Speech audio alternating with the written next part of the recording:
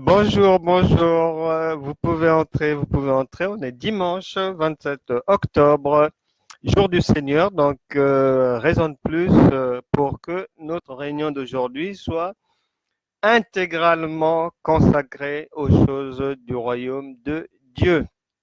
Et aujourd'hui, donc, vous pouvez vraiment entrer. La porte est ouverte. Ne frappez pas, ça ne sert pas. Bonjour.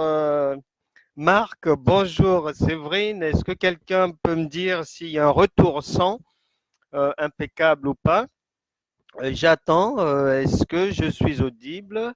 Ben, très bien. On me fait signe à la régie que ça passe bien. Donc, on va maintenant pouvoir entrer dans notre message du jour en sachant que les objectifs visés aujourd'hui, est-ce que quelqu'un peut me donner une pièce? J'ai besoin d'une pièce de monnaie. J'ai besoin d'une pièce de monnaie. Donc aujourd'hui, donc les objectifs, c'est nous allons encore partir sur Marc chapitre 16 verset 17. C'est là-bas où nous allons prendre notre envol dans cette réunion. Nous repartons donc à Marc chapitre 16 verset 17. Pour le Saint-Esprit, on n'a pas encore fini d'explorer cette parole biblique, cette vérité biblique.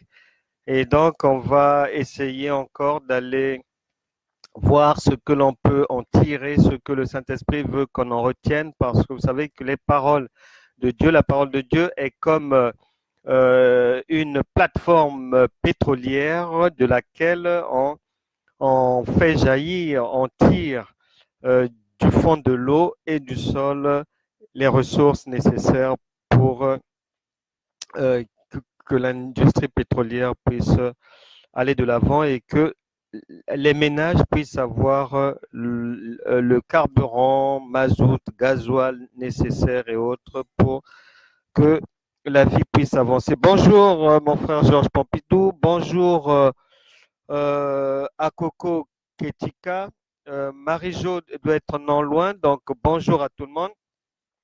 Donc, on est, je disais, sur le sujet, le potentiel des miracles en vous.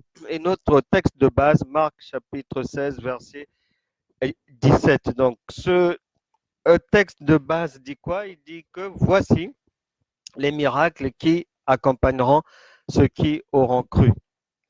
Et donc, on avait déjà vu dans ce passage, on avait sorti de ce passage, on était parti au verbe croire où on avait puisé, tiré une certaine quintessence de ce verbe croire pour le Seigneur. Après, nous avons vu ce qu'il en était pour les miracles, ce qu'on pouvait en tirer selon la volonté de Dieu. Et pour aujourd'hui, donc, on va passer un moment sur le verbe accompagner pour savoir que veut dire accompagner pour Dieu, parce que accompagner pour Dieu, ce n'est pas accompagner, ça n'a pas la même signification qu'accompagner pour les humains. Donc, nous allons aller voir ce que ce verbe veut dire pour Dieu. Alors, la parole de Dieu est une... Je l'ai dit l'autre jour que la foi est comme une pièce de monnaie. Il y a deux faces, la foi brute et la foi sage. Et lorsqu'on parle d'accompagnement dans la Bible, l'accompagnement a également deux faces. Il y a un accompagnement qui est simple à comprendre, un accompagnement qui est produit par nous, les hommes, les chrétiens, les croyants. Donc, il y a une facette de l'accompagnement qui vient de nous-mêmes et il y a une autre facette de l'accompagnement de Marc chapitre 16, verset 17 qui vient de Dieu. Donc, on va voir ça ensemble aujourd'hui, les deux facettes de l'accompagnement divin.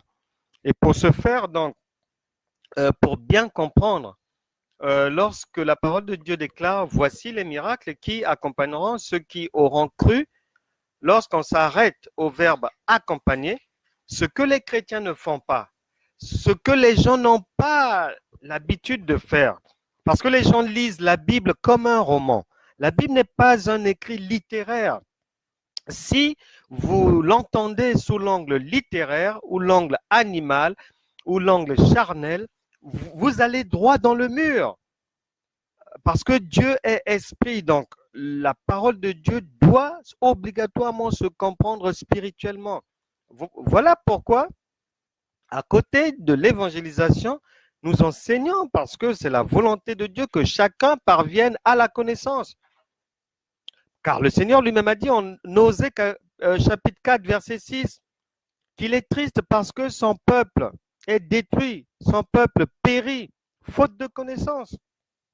C'est pour ça qu'on s'arrête sur ces enseignements, afin que les gens puissent passer, afin de donner l'opportunité à quiconque de passer d'une chrétienté animale, d'une chrétienté charnelle, d'une chrétienté sans puissance, sans rien, qui ne fait ni peur ni au chat, ni au chien, ni aux démons, ni à qui que ce soit, de passer à de cette chrétienté-là à une chrétienté réellement en Christ, réellement spirituel, parce que Dieu est esprit et le royaume de Dieu est un royaume spirituel, il n'est pas physique, il n'est pas charnel.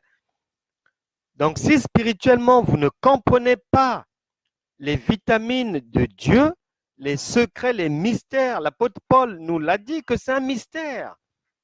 Si vous n'allez pas découvrir ces mystères-là, comment vous allez pouvoir opérer dans le surnaturel? Parce que le combat ici sur terre nous oppose aux forces de Satan et de ses démons.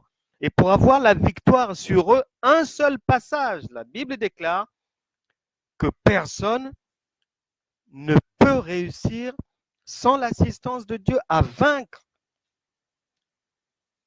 les ennemis, à vaincre les opposants, invisibles à l'œil nu, mais qui sont là.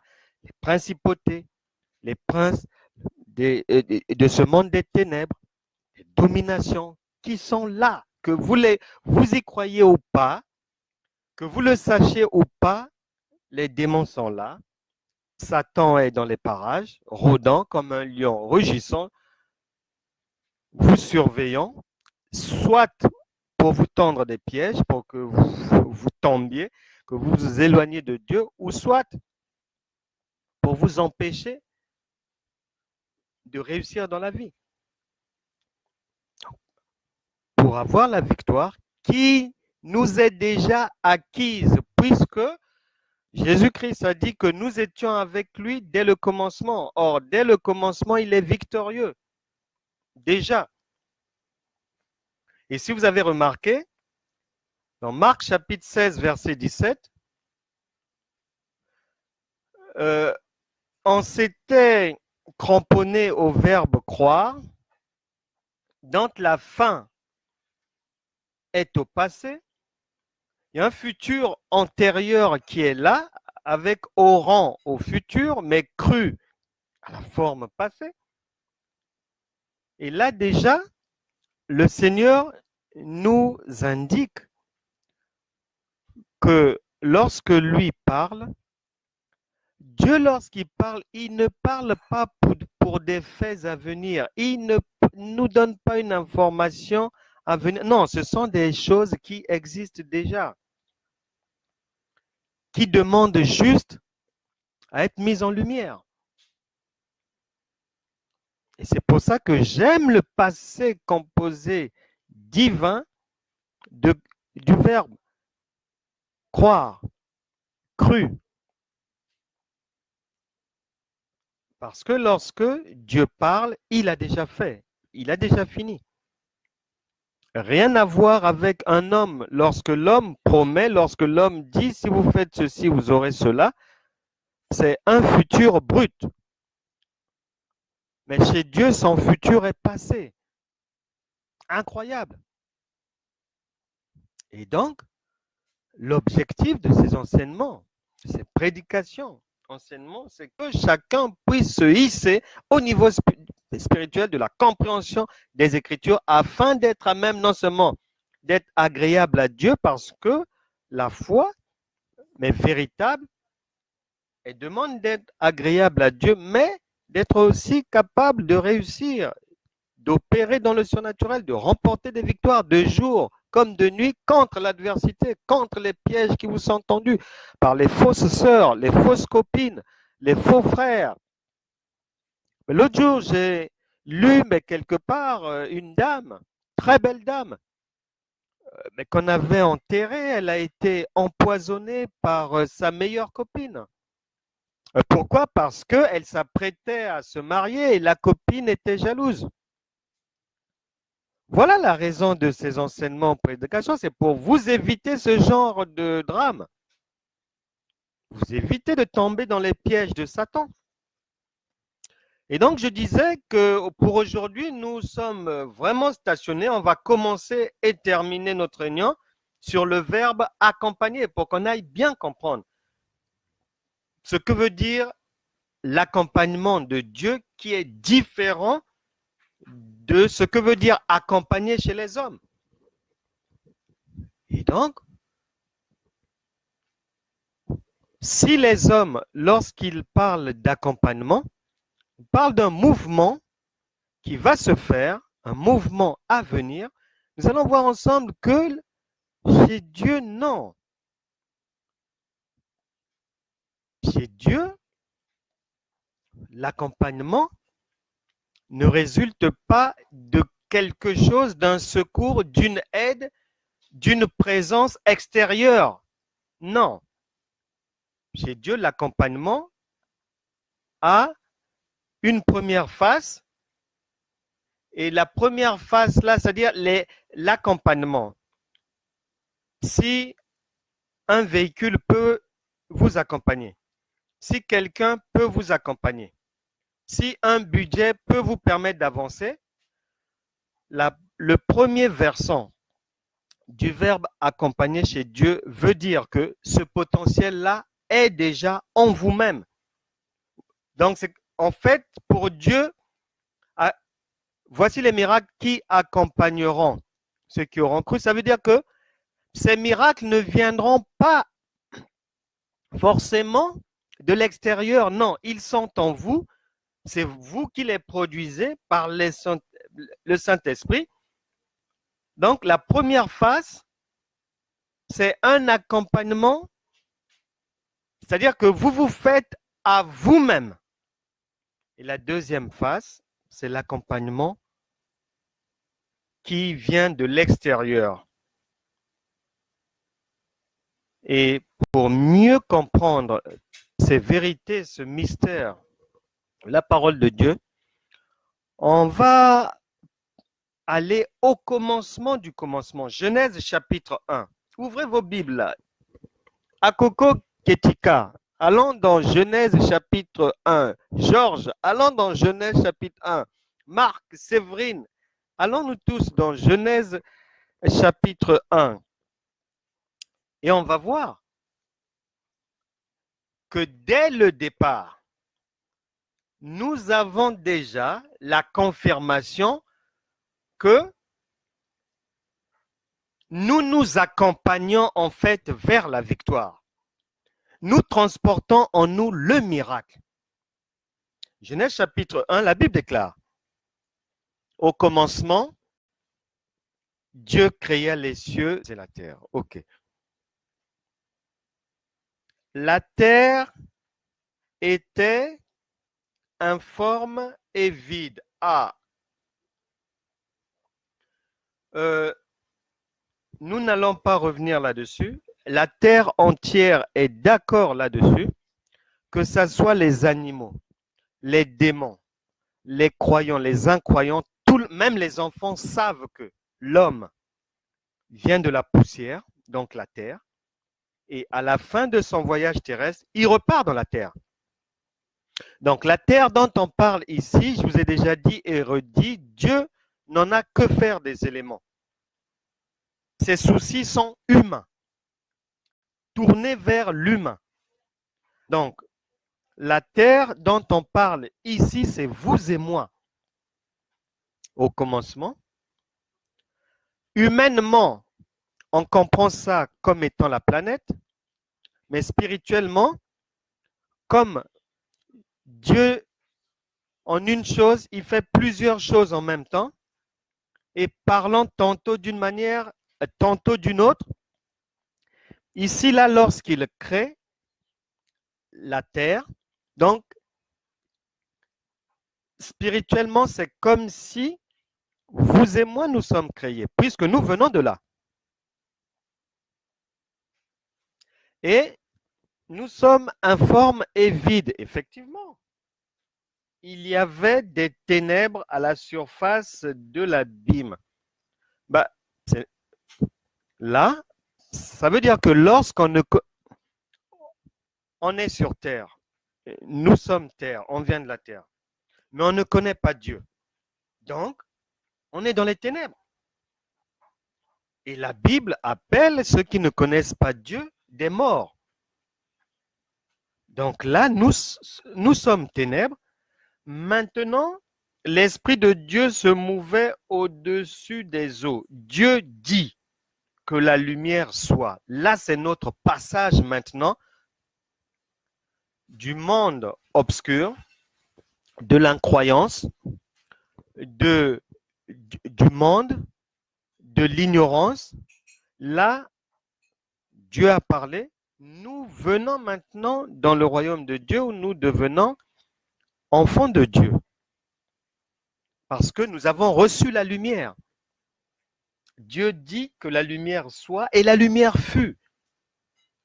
Donc, on reçoit la lumière lorsqu'on devient enfant de Dieu. C'est ce que vous et moi, nous sommes. Et on voit donc dès le départ le projet de Dieu pour l'homme.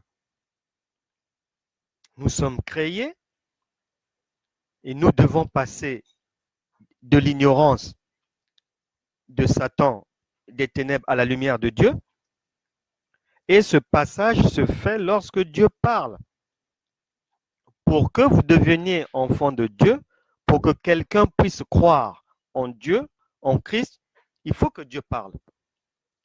Mais ça peut être quelqu'un vous a emmené dans une église quelconque. Vous écoutez la parole de Dieu. La Bible déclare que la foi vient de ce que l'on entend et ce que l'on entend vient de Christ. La parole de Christ. Là, Dieu a parlé et la lumière est venue dans votre esprit. Et vous devenez enfant de Dieu. Dieu peut vous parler vous-même à la maison.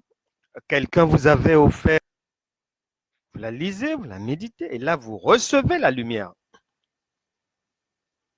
Et Dieu dit que la lumière soit en vous. Et vous passez, vous décidez de marcher désormais avec Dieu. Vous passez des ténèbres à la lumière.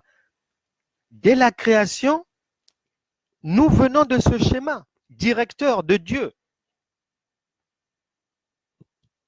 De ce schéma, la terre vient de là. La terre que nous sommes, son passage des ténèbres à la lumière vient de là. Donc, vous pouvez écouter la parole de Dieu, la lumière jaillit, vous êtes dans une assemblée, ou en méditant la Bible chez vous, ou par une lecture inspirée d'un livre, ou vous êtes au cinéma, on vous a invité pour suivre peut-être le film La Passion du Christ, et la lumière jaillit en vous, et vous décidez de sortir des ténèbres, vous qui êtes terre, vous qui êtes poussière, pour embrasser, recevoir la parole de Dieu, la lumière qui jaillit par la parole. Voilà. Donc, par là, nous comprenons que la volonté de Dieu, dès le départ, est que nous ne restions pas dans les ténèbres. Maintenant, le Seigneur va faire quoi? Lorsqu'on pousse la lecture, Genèse chapitre 2, de l'homme et de la femme maintenant. Mais cette formation pratique vient seulement confirmer Genèse 1, chapitre 1, parce que quand Dieu dit que ce sont des choses préparées d'avance, elles sont déjà. Et maintenant, là où ça nous intéresse, pour aujourd'hui, notre point focal, Genèse chapitre 2, à partir du verset 4, donc il y a la formation, homme, femme et tout. Et là, on commence, Dieu charge le potentiel du miracle. Lisons-le. Voici les origines des cieux et de la terre quand ils furent créés. Lorsque l'Éternel Dieu fit une terre et des cieux, aucun arbuste des champs n'était encore sur la terre, et aucune herbe des champs ne germait encore, car l'Éternel Dieu n'avait pas fait pleuvoir sur la terre, et il n'y avait point d'homme pour cultiver le sol. Mais une vapeur s'éleva de la terre et arrosa toute la surface du sol. Une vapeur s'élève, c'est-à-dire sort de la terre que vous êtes, que je suis. Voyez-vous la planification dès l'origine de la présence du Saint-Esprit en l'homme? Comment comprendre? Une vapeur, donc quelque chose qui va servir à modifier l'atmosphère, à changer les choses, à créer. Une vapeur s'éleva de la terre, donc sort de terre, donc spirituellement de l'homme, pour arroser l'homme encore. Donc un auto-arrosage. C'est en cela que Genèse chapitre 2, verset 6 va rejoindre avec ce logiciel que Dieu met en l'homme de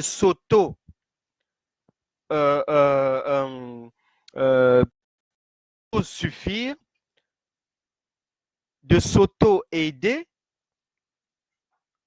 parce qu'une terre, la vapeur jaillit de la terre pour arroser le sol, la terre elle-même encore.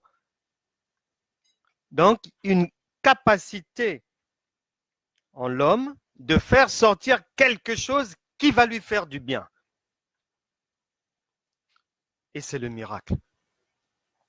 Donc, à partir de là, dès le départ, on peut comprendre que le Seigneur a mis en vous, a mis en nous la capacité de vous auto-aider, de vous auto-satisfaire dans les besoins. Une autosuffisance.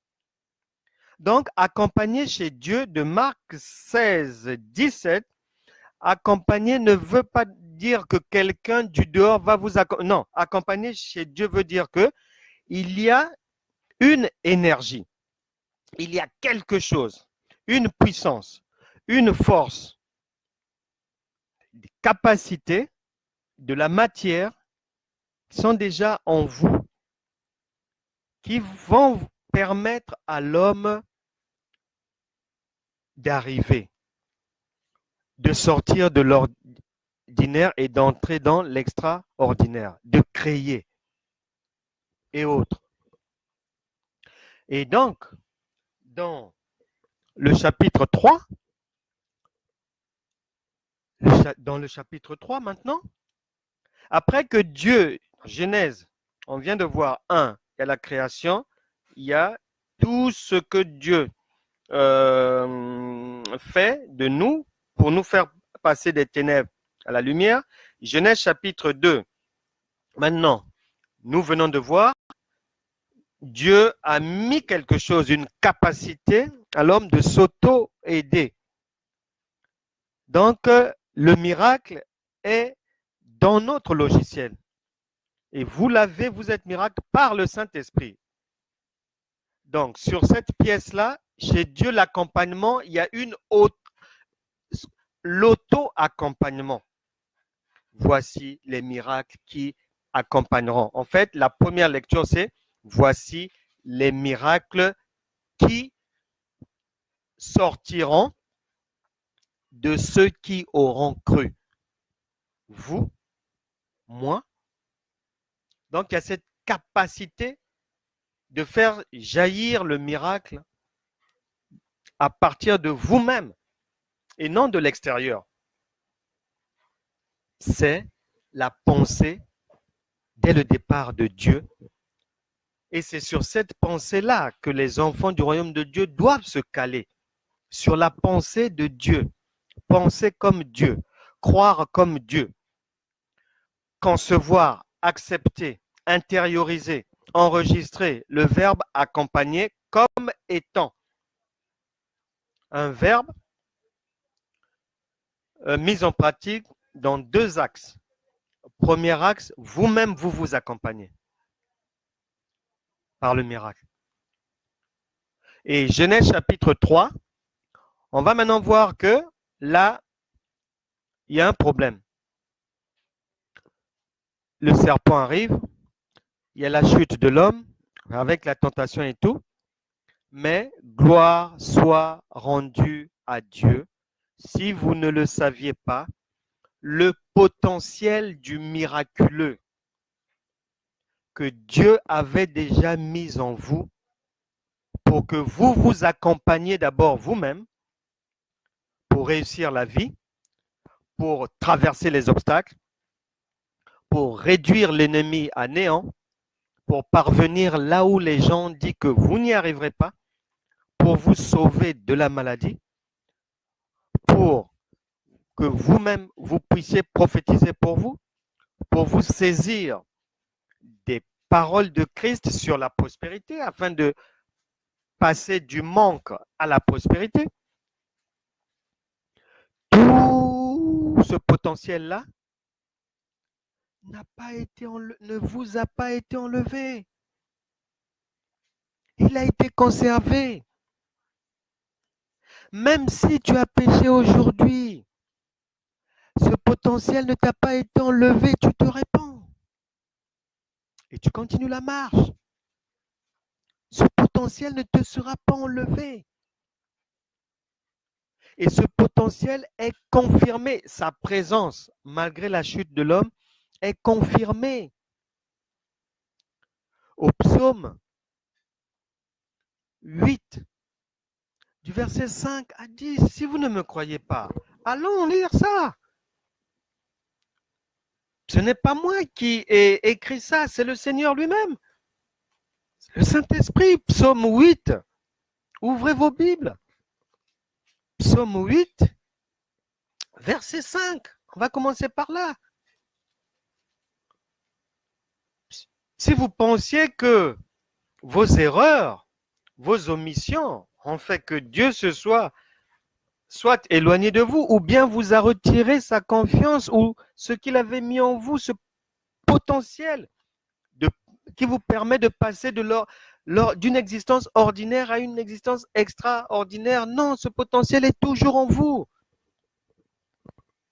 Psaume chapitre 8, verset 5. Il est écrit,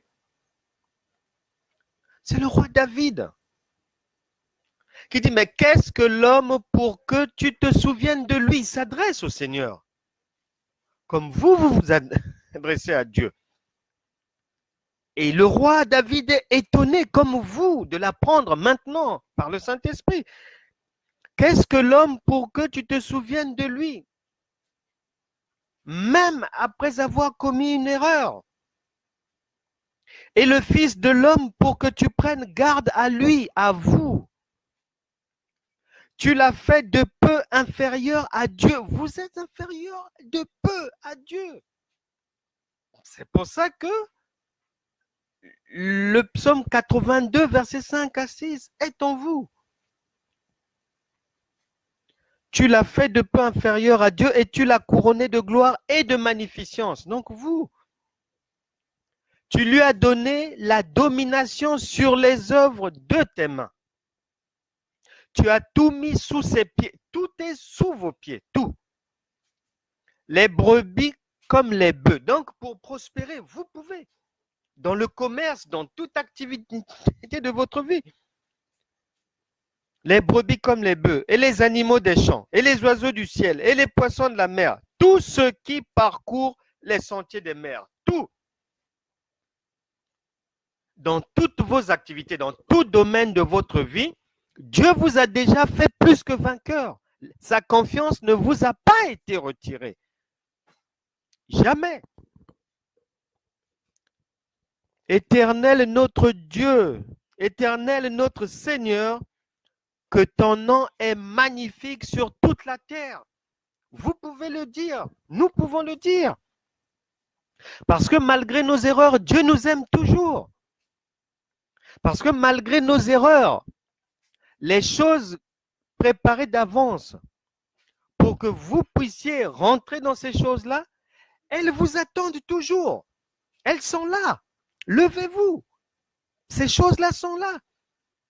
Vous avez la capacité de vous accompagner vous-même vers les miracles, de faire sortir de vous les miracles. Romains, chapitre 11, verset 29, vient confirmer ce que le roi David a dit là-bas. Dans l'épître aux Romains, il est écrit que les dons et l'appel de Dieu sont irrévocables.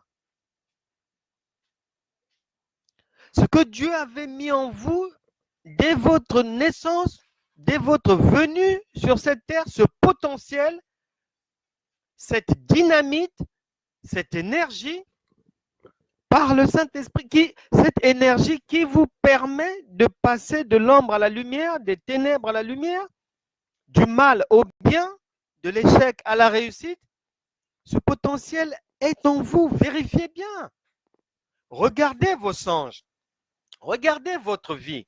Vous y trouverez des marques, des signes du miraculeux que Dieu a déposé pour réveiller votre intelligence. Pour que vous soyez transformé par le renouvellement de l'intelligence. Être transformé par le renouvellement de l'intelligence veut dire arriver au point de penser là où Dieu vous fixe rendez-vous. Ça veut dire ça simplement.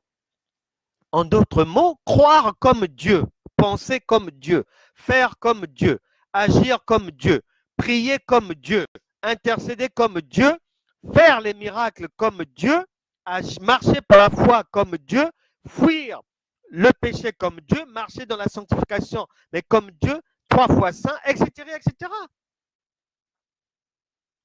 Et ce potentiel en vous, vous avez l'avantage sur les rois David. Eux qui se sont, vraiment, ils étaient étonnés de ce qu'ils ont pu faire, alors qu'ils n'avaient pas le Saint-Esprit. Et maintenant, vous avez l'avantage.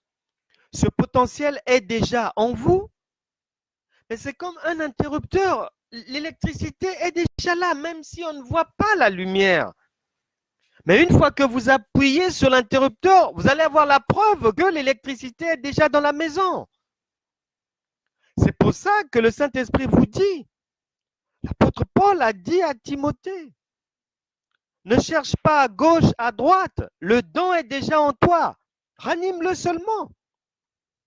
Et Dieu voudrait que vous puissiez ranimer seulement le potentiel en vous, parce qu'il est déjà en place, il vous permet d'opérer dans le surnaturel, dans le miraculeux.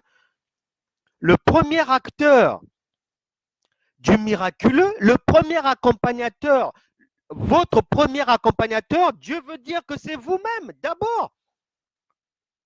Et c'est pour ça que la société, les incroyants attendent les miracles de Dieu que vous allez produire. C'est pour ça que Romain vient insister encore. L'apôtre Paul insiste. Romains chapitre 8, verset 19, en disant à votre attention que ceux qui sont dehors, que le monde attend, vous attend vraiment avec impatience. En disant que la création, donc les gens dehors, attend avec un ardent désir la révélation des fils de Dieu. Que vous puissiez créer des choses, créer des entreprises, embaucher les gens, guérir les malades par la foi. Que vous puissiez présenter Christ aux autres, les aider à passer des ténèbres à la lumière, puisque vous êtes maintenant lumière. On ne cache pas une lumière. Voilà. Ne pensez pas à vos faiblesses, à vos manquements. Vous faites déjà partie des gens de la maison de Dieu. Et ce que la parole dit là est confirmé par la vie de tous les jours. Les chrétiens, il est dit, et votre Bible dit, d'abord, Job a commencé par nous dire, écoutez, c'est bien d'être venu sur terre, mais je vous préviens, la vie sur terre, c'est comme la vie d'un soldat. Donc voilà. Ancien Testament, on trouve le combat, les gens ont combattu, ont livré des guerres. Nouveau Testament, Jésus lui-même vient nous dire qu'il voyait Satan tomber. Et l'apôtre Paul vient suivre pour expliquer ce que le Seigneur voulait dire, que la guerre est là. Quand nous ne combattons pas contre la chair et le sang, des dominations, des principautés, des esprits méchants dans ce monde des ténèbres, dans les lieux célestes. Voilà, il y a une guerre. Mais maintenant, pour bien saisir ce que le Saint-Esprit est en train de révéler comme mystère là, de tout ce qu'il y a comme vitamine de Dieu, comme potentiel du miraculeux en vous, stationné sur Marc chapitre 16, verset 17, verbe accompagner, vous êtes votre premier raccompagnateur dans la vie réelle. Puisque en Christ, vous êtes un soldat. Vous faites partie de l'armée de l'Éternel. Vous chantez souvent ça dans vos églises. Vous-même, vous connaissez les chants. Hein. Je n'ai pas préparé des chants pour aujourd'hui, mais vous connaissez les chants que vous chantez. Des chants à travers lesquels vous êtes joyeux de manifester votre caractère militaire. Vous dites que vous marchez sur Satan. Marchez sur le diable et ses démons. Puisque à l'église et spirituellement, vous êtes censé être un soldat, une soldate, mais dans la vie réelle, quand vous prenez un soldat, pour bien comprendre, là, on se déplace. Nous étions dans des explications spirituelles. Pour que vous compreniez bien, je viens maintenant sur Terre. Les soldats, comme vous l'êtes, lorsque des soldats vont en guerre, lorsqu'ils arrivent sur le champ de bataille, comme ce monde, puisque nous sommes en guerre, il y a des opposants qui veulent vous empêcher de réussir dans la vie. Mais dans la vie de tous les jours, lorsque les soldats vont en guerre, une fois qu'ils sont sur le champ de bataille, mais lorsque les hostilités seront lancées, mais ils étant sur le champ de bataille, ils sont leurs propres accompagnateurs. C'est-à-dire, ils ont ce qu'il faut pour combattre pendant un bon bout de temps sans recevoir de soutien logistique parce que sur le champ de bataille, ils ont les munitions nécessaires, ils ont tout ce qu'il faut comme chars de combat. Si c'est des missiles, ils ont des missiles. Sol-sol, sol-air, air, sol-mer, ils ont tout ce qu'il faut. Des lance-grenades, des grenades, lance-roquettes, des fusils mitrailleurs, ils ont tout ce qu'il faut. Ils ont la nourriture sur le champ de bataille. À quelques mètres derrière, dans les lignes arrières, il y a la nourriture. L'approvisionnement est déjà là, il y a tout. Il y a l'eau, la nourriture, les jus, tout ce que vous voulez, tout est là. Donc, ils s'autosuffisent en faisant la guerre. Mais c'est ce que vous êtes par le Saint-Esprit. C'est pareil. Et maintenant, lorsqu'un soldat commet des crimes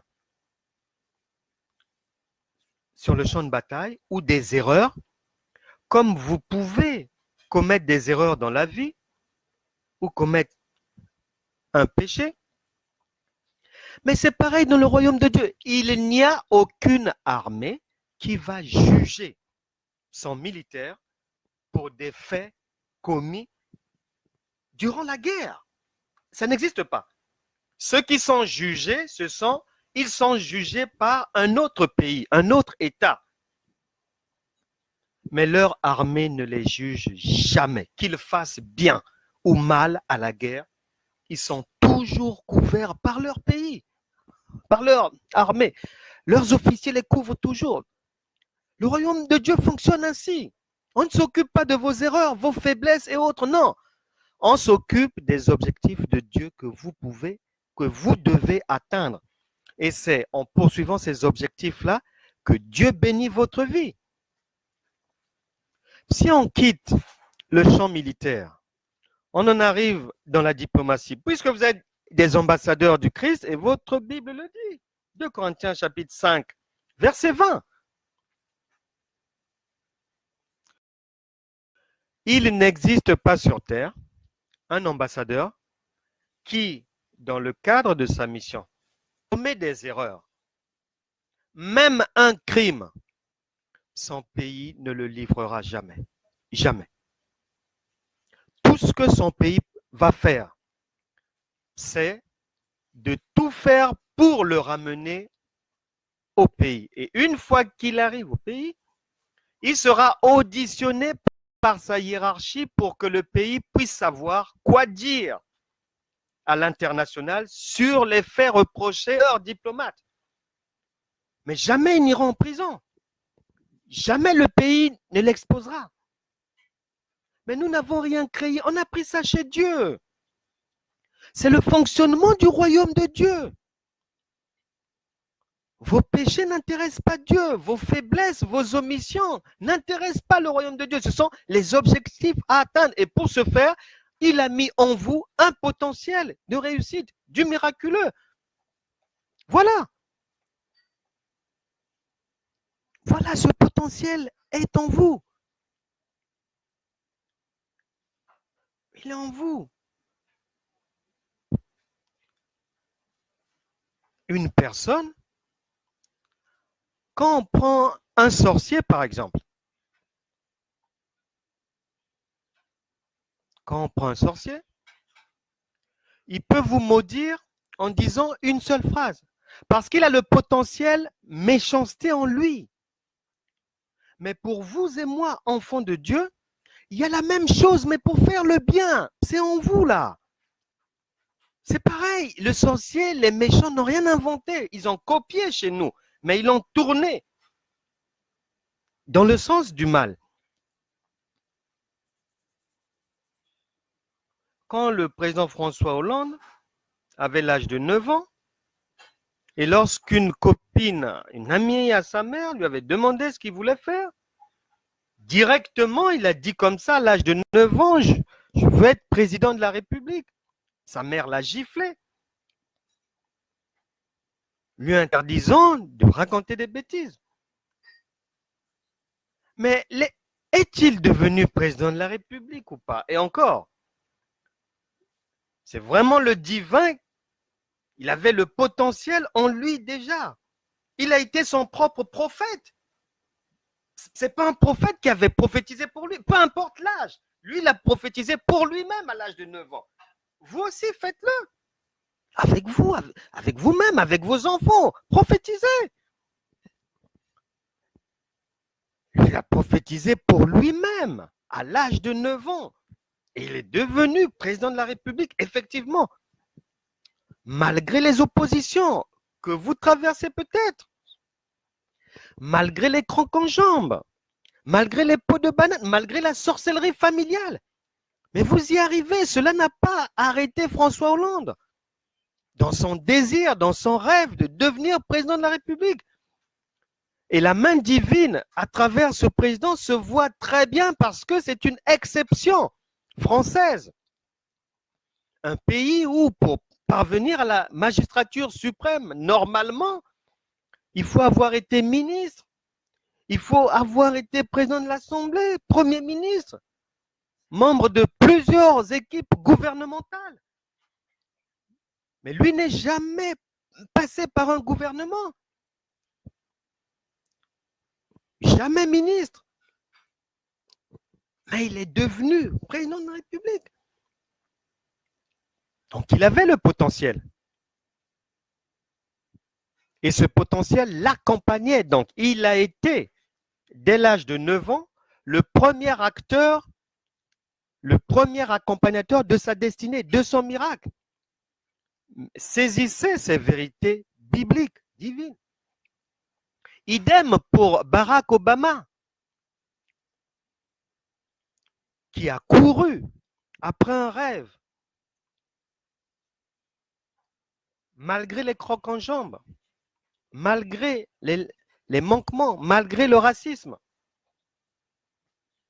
Obama est arrivé au bout, dans un pays où les gens de couleur comme lui ne représentent même pas 15% de la population. Il a été élu. Et lui-même a travaillé. Le miracle, il a été d'abord le premier acteur, son premier faiseur de miracles, venu de lui. Et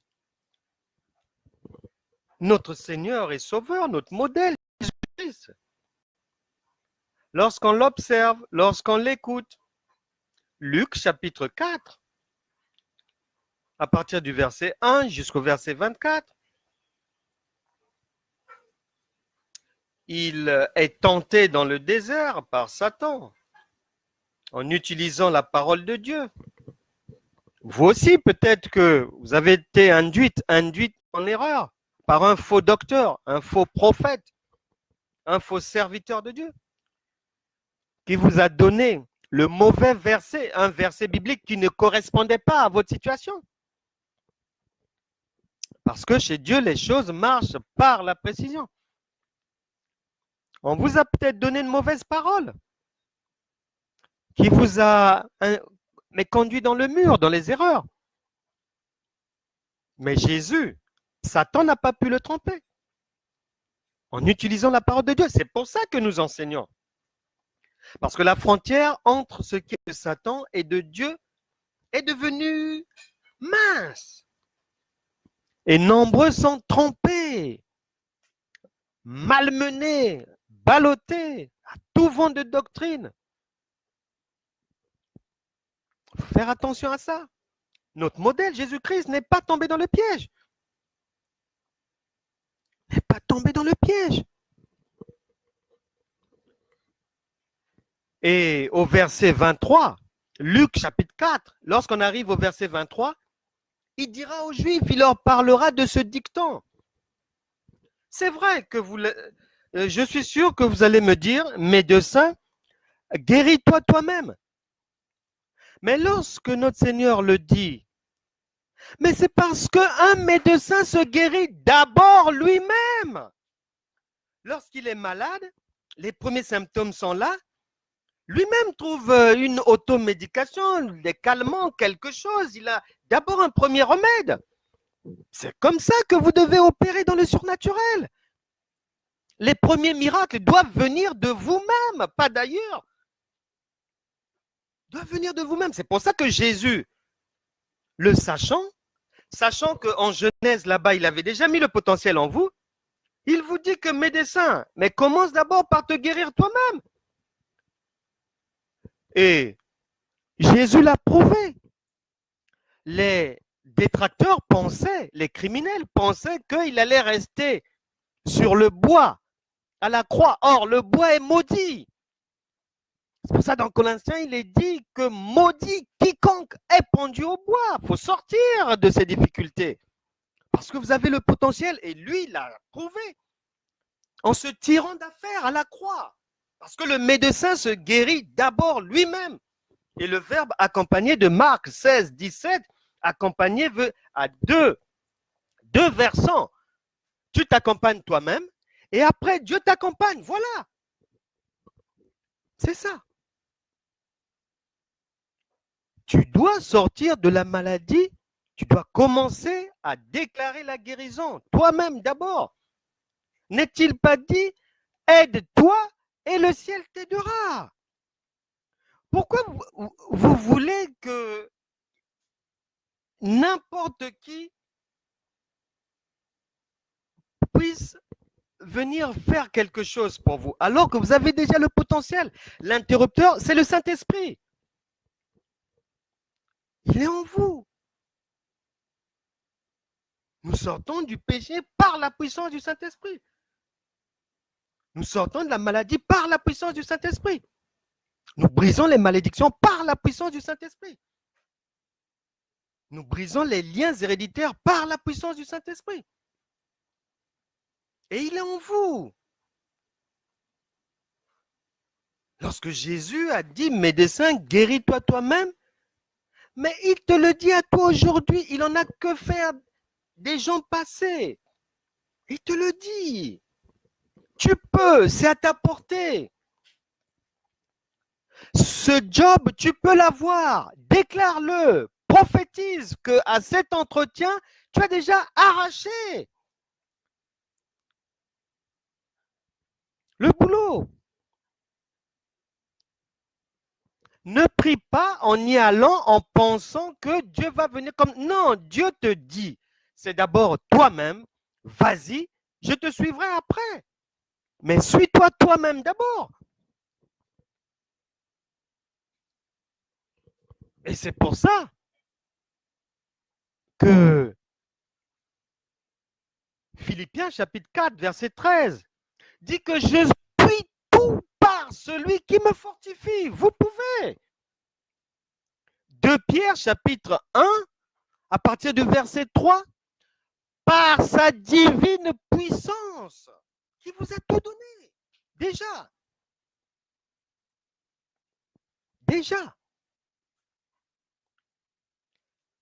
Actes des apôtres. Oh là là là là là. Actes des apôtres. Si vous étudiez le livre des Actes des apôtres, si vous l'étudiez bien, vous allez vous rendre compte. Vous allez vous rendre compte que ça soit dans les communes de Lystre, de Lycaonie, de Derbe, de Lyde, toutes ces communes, les miracles des apôtres sont sortis de leurs entrailles. Le secours n'est pas venu de l'extérieur, sorti de leurs entrailles. Actes chapitre 9, verset 34. Lisez là-bas. La guérison d'aînés, elle venait d'où? Et c'était à Lyde. Et si vous allez à Lystre, Pierre et Jean sont face à un impotent, handicapé de naissance. Actes chapitre 14, verset 10. D'où est sorti le miracle de sa guérison? Méditez là-bas. C'est pour ça que dans Actes des apôtres, chapitre 3 la guérison d'un boiteux. Pierre et Jean sont face à lui. Et au verset 6, l'apôtre Pierre va dire au malade, je n'ai ni argent, ni or, mais ce que j'ai, je te le donne. Il parlait de quoi? Il parlait de ce dont on parle là, le potentiel qui est en vous pour opérer dans le surnaturel. Si tu vas lire là-bas, tu ne verras pas là où Pierre a prié. Hein. Jean n'a pas parlé en langue. Hein. Ils n'ont pas chassé les démons. Hein. On vous trompe bien souvent. Hein. C'est pour ça que vos prières ne marchent pas. Pas de puissance, pas de révélation, rien. Les prières sont assises sur la connaissance humaine, charnelle, basique, zéro. Ça ne peut pas marcher. Vous cherchez des solutions ailleurs alors qu'elles sont en vous. Utilisez d'abord votre potentiel. Je n'ai ni argent, ni or, mais ce que j'ai, je te le donne. Lisez là-bas, le paralytique a marché. Il n'y a pas eu une veillée de prière. Il n'y a jamais eu une veillée de prière dans ma Bible, hein, du moins, dans les communes de Lyd, Lycaonie, Lystre, d'Herbe. Pas de veillée de prière. Pas de parler en langue. Pas de blablabla. Charabia. Non. On n'a même pas demandé l'intervention de Dieu dans toutes ces communes-là. Tous les miracles qui ont eu lieu. Pire,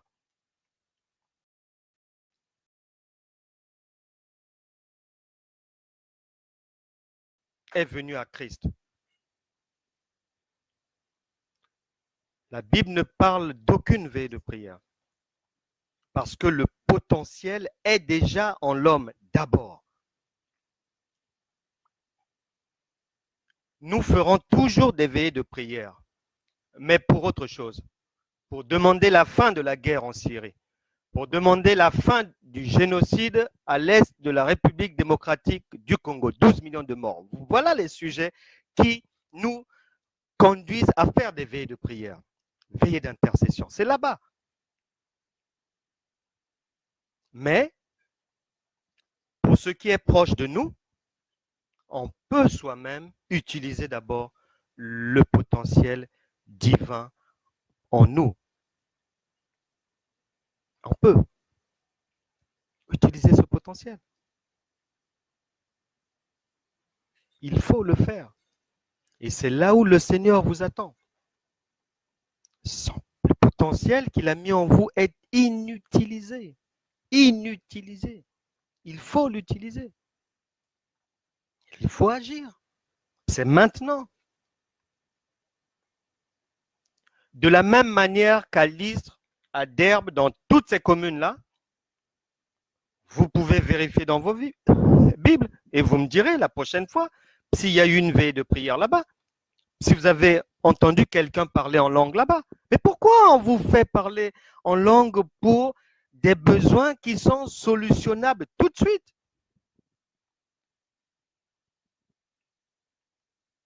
Lisez là-bas, méditez la parole.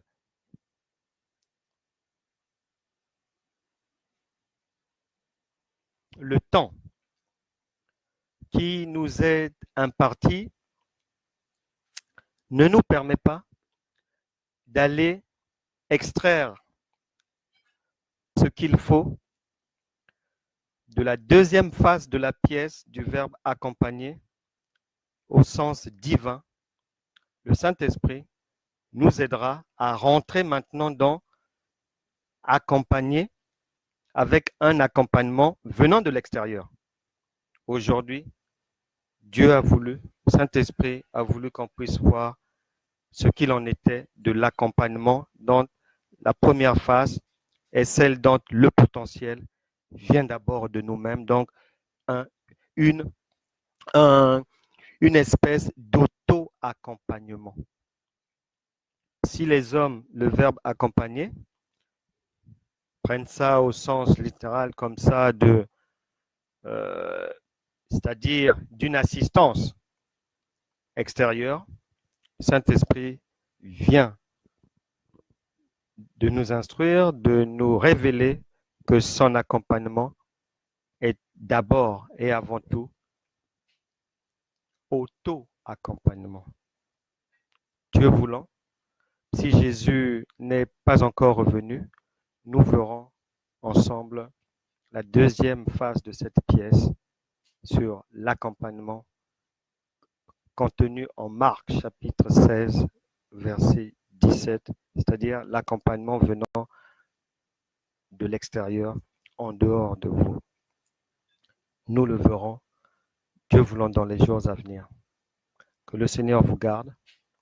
Je prie que la parole de Dieu devienne votre médicament, devienne votre dopant. Que tous ceux qui écoutent la parole de Dieu, tous ceux qui sont maintenant ou après connectés à cette parole de Dieu, que tout le potentiel inutilisé, endormi, qui est en vous par la puissance du Saint-Esprit, je prie que ce potentiel soit maintenant en action, en activité. Je brise tout joug de l'aveuglement dans votre vie. Je brise toute malédiction de la limitation dans votre vie. Je brise tout joug qui vous empêche de comprendre les mystères du royaume de Dieu, votre royaume, de comprendre la parole de Dieu. Je brise toute malédiction de pauvreté sur vos vies, au nom puissant de Jésus. Que la grâce et la paix du Seigneur puissent poursuivre son œuvre en vous, afin que les dons de Dieu, le potentiel miracle, le miraculeux qui dort en vous, se réveille maintenant, car la création, donc vos frères, vos sœurs, vos collègues, le monde, les Pakistanais, les Indiens, les Nigérians, les Sud-Africains, les Gallois, les Écossais et tout, attend avec un ardent désir ce qui sortira de vous. La révélation des fils de Dieu. Vous devez inventer des choses pour l'humanité. Vous êtes appelés à la grandeur. Vous devez sauver votre famille, aider votre pays, démontrer que la présence de Dieu en vous, démontrer que vos va-et-vient à l'église, à l'assemblée, toutes ces activités-là ne sont pas vaines. Vous avez le potentiel, Dieu vous attend, le Saint-Esprit vient de parler, et je prie que la volonté de Dieu en vous puisse enfin s'accomplir pour que ce soit dans votre maison, dans votre famille, dans la société ou dans votre pays, que tout le monde reconnaisse le doigt de Dieu en vous. Que Dieu vous bénisse. Nous nous retrouverons demain, lundi. Nous quittons maintenant la Normandie. Nous mettons le cap sur la Belgique maintenant, où nous sommes attendus dans la ville de Mons, avec une escale du côté de Valenciennes. Mais je serai bel et bien au rendez-vous de 13h demain. Ça sera du côté du nord là-bas. Et le Saint-Esprit viendra encore nous entretenir afin que chacun, que tous puissent passer des ténèbres à la lumière, de l'échec à la victoire, de la prison à la délivrance, et que l'amour de Dieu puisse vraiment, vraiment parfumer votre existence. À demain. Que Dieu vous bénisse dans vos foyers. Je vous embrasse tous et que Dieu vous garde. À demain, 13h.